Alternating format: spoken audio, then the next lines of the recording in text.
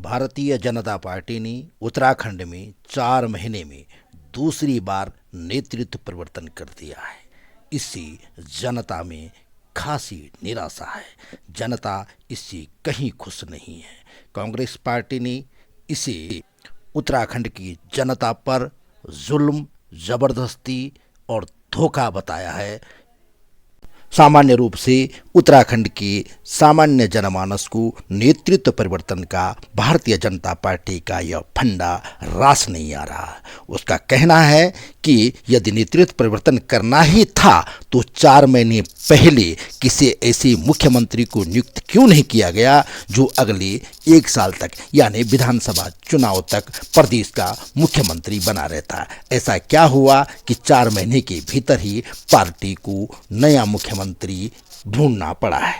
भाजपा ने नेतृत्व परिवर्तन को संवैधानिक बाध्यता बताई है। संवैधानिक बाध्यता इस रूप में है क्योंकि श्री तीरथ सिंह रावत जब तक उत्तराखंड के मुख्यमंत्री थे वह लोकसभा के सदस्य पौड़ी संसदीय सीट से हैं।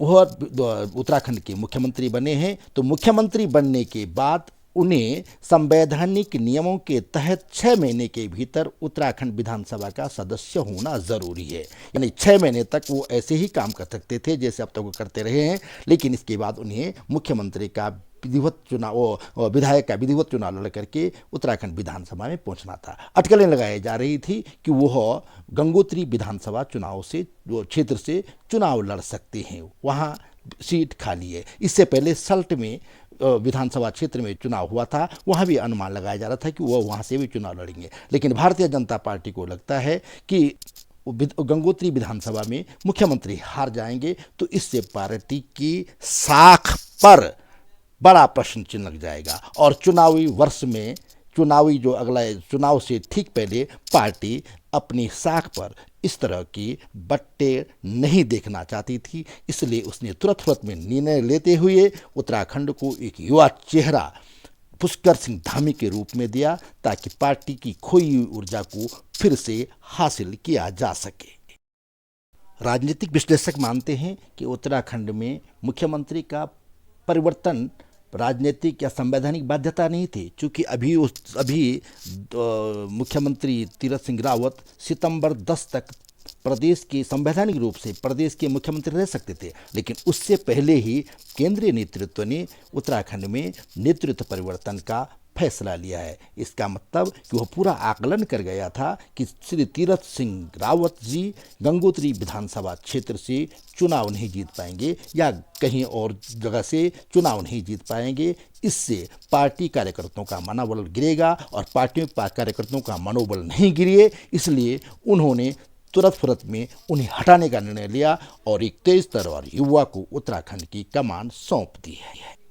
युवा और तेज तर्रार धामी दूसरी बार उत्तराखंड विधानसभा के सदस्य बने हैं। वह खटीमा विधानसभा क्षेत्र से विधानसभा के सदस्य हैं। उनके सामने मुख्यमंत्री के रूप में जबरदस्त चुनौतियां हैं। श्री धामी वर्ष 2000 में गठित उत्तराखंड के 10वें मुख्यमंत्री है। आश्चर्य की बात यह है कि पिछले 20 सालों में उत्तराखंड में सिर्फ नारायण दत्त तिवारी ऐसे मुख्यमंत्री रहे हैं जिन्होंने 5 साल का कार्यकाल पूरा किया है।